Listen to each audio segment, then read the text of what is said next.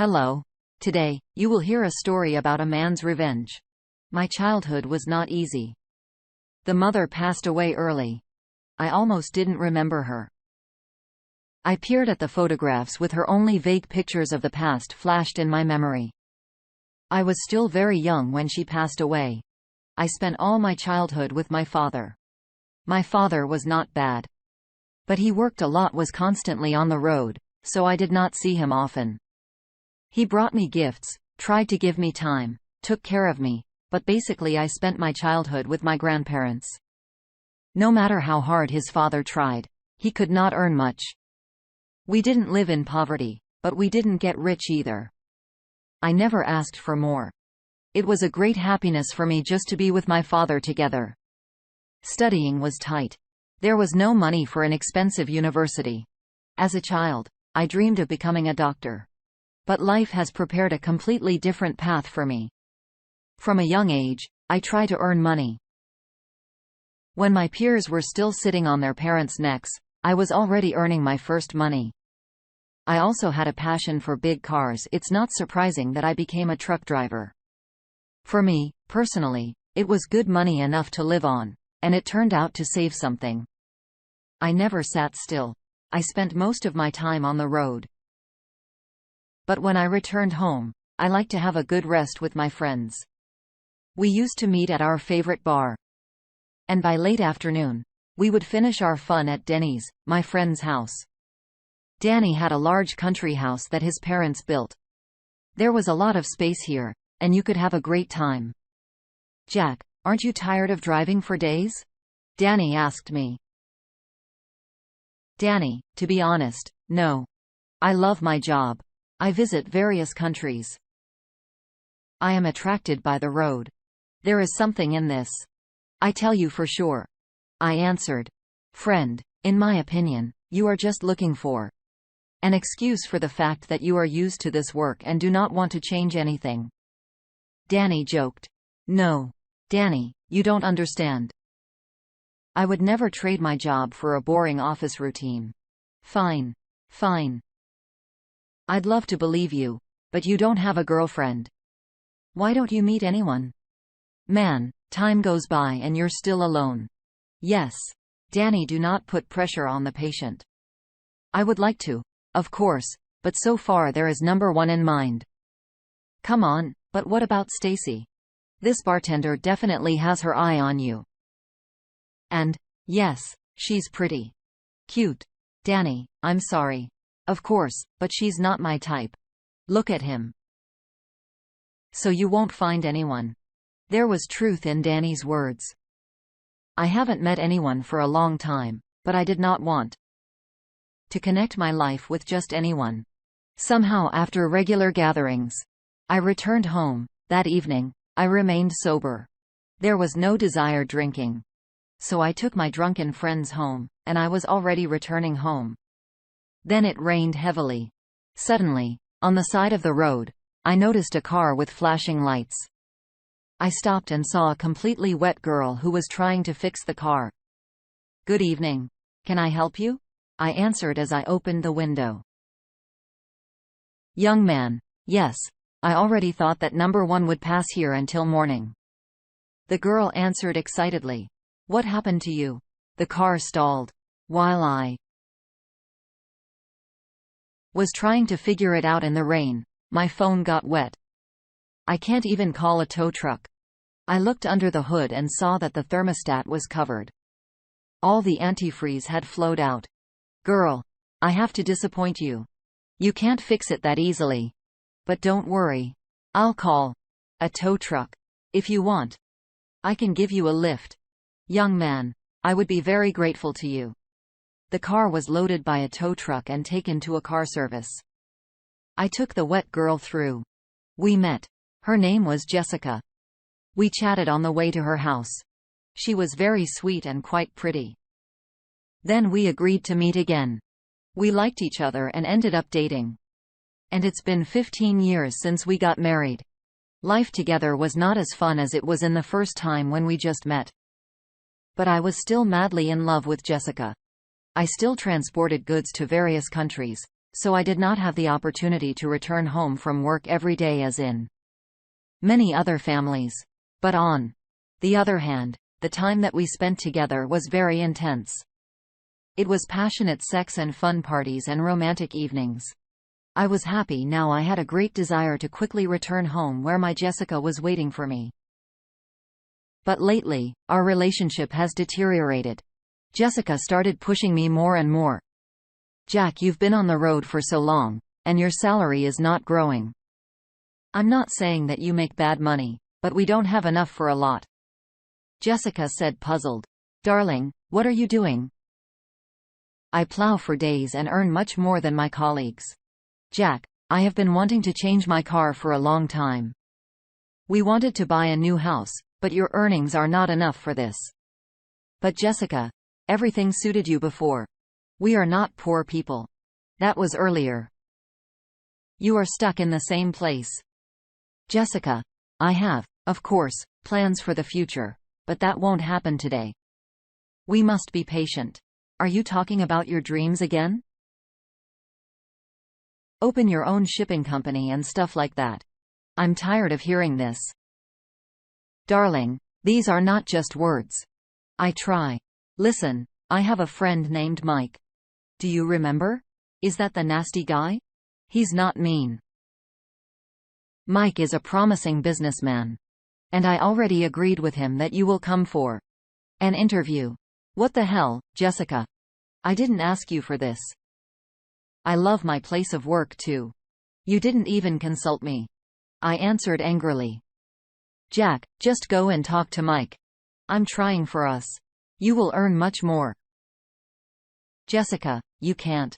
Honey, I beg you very much. Please do this for me. Jessica very persistently persuaded me for a long time. In the end, I gave in and got a job with Mike. I really didn't like this guy. He was obviously hiding something. I delivered goods from another country, but this work was very strange. Mike paid good money so I wouldn't ask too many questions. I didn't even really know what I was translating. According to the documents, it was consumer electronics. The goods were loaded and unloaded without my presence. Warehouses were very secretive. They didn't let me in. They drove out of the warehouse and only then let me drive. Such trips alarmed me more and more, but Jessica's behavior seemed no less suspicious. She was changing before our eyes. Jack, have you seen Mike for a long time? Jessica asked. Yes. I just came from him, but what? I asked anxiously. He just called me, said he couldn't get through to you. You need to go on an urgent flight again. What the hell? I just got back. I don't know, Jack, but it's urgent. Call him back. I was furious. Such a schedule clearly did not suit me. Hello, Mike? Do I need to fly again? Yes, Jack. I'm sorry, but this is an urgent delivery. The other driver can't. You have to go. Jack, I understand everything, but please help me out. Listen, I, of course, understand everything, but this kind of work does not suit me. I will go on this flight, but if this continues, then I will quit. Jessica and I hadn't spent time alone in a long time, and now she meekly sent me to work on. It was very strange. I felt that I was in a suspicious and incomprehensible situation. My car was loaded and I could drive. But I was already on the edge, so I didn't hit the road right away. I called my friend, Danny. We agreed to meet at his country house where I could easily park my truck. And the next day, I just would have been on the road longer, so as not to stray from the schedule. Jack, tell me what's going on. You are not yourself. Danny asked me anxiously. Yes. My friend, some kind of devilry is happening.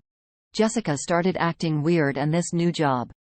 There is clearly something wrong here. I answered. What are you transporting? Hell knows? According to the documents, household appliances. Well, let's check it out. No, Danny. Don't you dare. Everything is sealed there. Don't worry. We will restore if anything. Nobody will notice. Danny rushed to the car. Before I could stop him, he broke the seals and opened the back door of the truck. Danny, what the hell? What have you done? Do not panic. Let's watch. So what do we have here? Danny took out the microwave box, unpacked it, got out the appliances. Inside was a bag of white powder. What is it? Drugs? Danny asked worriedly. I have no idea, I answered with a dumbfounded look. So don't panic. I have a good friend from the police. He will help us. Danny's friend's name was Jim, and I only knew him visually. We contacted him the same evening. He confirmed that it was a narcotic composition. My hair stood on end at this news. I talked to Jim and told him everything about who I work for. Jim was far from the last person in his department and contacted the right people. Pretty soon I learned that Mike was a drug dealer who had been under surveillance for a long time, but it was not possible to catch this bastard hot. I was introduced into a special operation, told to take the goods to their destination and continue to carry myself as before without arousing suspicion. I took the goods and returned home. Jessica, son, I'm back. Jack. Dear, how glad I am to see you. Jessica hugged me with a fake smile. How glad I am to see you. It's going to be our wedding anniversary soon. Jessica, listen, our wedding anniversary is coming soon. I would not like to celebrate noisily. Let's sit at home. And yes, I am not often at home. I understand that this holiday is for the two of us, but I would like to invite Mike as well. Jack, you amaze me. Are you serious? I don't mind. Yes. Quite seriously. Mike has become much closer to us lately. Let's invite him. Wonderful. Jack, well, then I'll call him myself and invite him. Jessica replied with a smile. Just the day before our anniversary, Jessica said she wanted to visit her mother in the hospital. I did not believe a single word she said and decided to follow her. I discreetly followed Jessica and we stopped in front of a house. It was clearly not a hospital. The lights were on the second floor. I managed to sneak up onto the balcony on the second floor where I saw Jessica and Mike. The door to the balcony was ajar. I took out my phone, turned on the video, and quietly slipped the phone into the room. Jessica, I've been waiting for you, Mike said with a smile. Mike hurried as best she could. What's your husband just behaving like? A donkey and does not suspect anything? Where is he? He even invited you to our wedding anniversary. What can be about? Well, yes, unexpected, but nice. Never mind, we'll soon make your husband a scapegoat. And we, ourselves, will leave for Mexico with a lot of money. Yes. It would be faster. I'm already pretty tired of pretending to be a faithful wife. I was shocked by such a conversation but continued to film. Mike was not at all shy about his statements. He voiced the schemes of his machinations, and all this was clearly visible and audible on the video I filmed. After this candid speech, I witnessed how my wife began to fuck with my right in front of my eyes. Rage clouded my mind, but I held back with the last of my strength so as not to break loose. I decided to carry out my revenge more effectively. I controlled myself and quietly left this house. I had a huge deposit on my soul, but my revenge inspired hope. It was hard to keep track of Mike. He did not sit in one place. He constantly changed his place of residence. Soon, he was supposed to leave here too, but I could not let him. Here comes our wedding anniversary. The three of us sat at the table. Guys, before we start celebrating this day, I would like to show you a touching video. Mike, I promise you'll love it too. And then on the big screen, I turned on the video of their sex, which I filmed. What it is? Jessica exclaimed. And what does it look like? You tattered bitch, I shouted. Mike, I'm sorry. I'll rewind now. It will be more interesting for you than watching you fuck my wife, I said. I rewind to the moment Mike was talking about all his shenanigans. Unit. Mike yelled and ran up to me. "Don't rush, creature." I shouted and hit Mike in the teeth with an iron pipe hidden in advance in the sleeve. "Bon appetit, bastard. How does metal taste? Not harsh?" I asked with annoyance. A new cheap betting obviously mixed up something in this life. "I'm only sorry for one thing. But I did not immediately see what a lying creature you are," I said to Jessica in disgust. At this time, the police broke into the house. I told Jim not long before our meeting that Mike was visiting me, and at the same time handed over the video I had filmed. Now this bastard could be safely taken. I was acquitted thanks to my assistance to the investigation. But Jessica was so unlucky she was convicted of complicity with Mike in these dirty deeds. So they are now behind bars and for a very long time. Nevertheless, I opened my own company and my business began to develop rapidly, which helped me to throw this unnecessary load of many years of lies out of my life. Dear listeners, your support is very important to us. If you like our story, please like, comment and subscribe. It's very motivating for us. We need your feedback to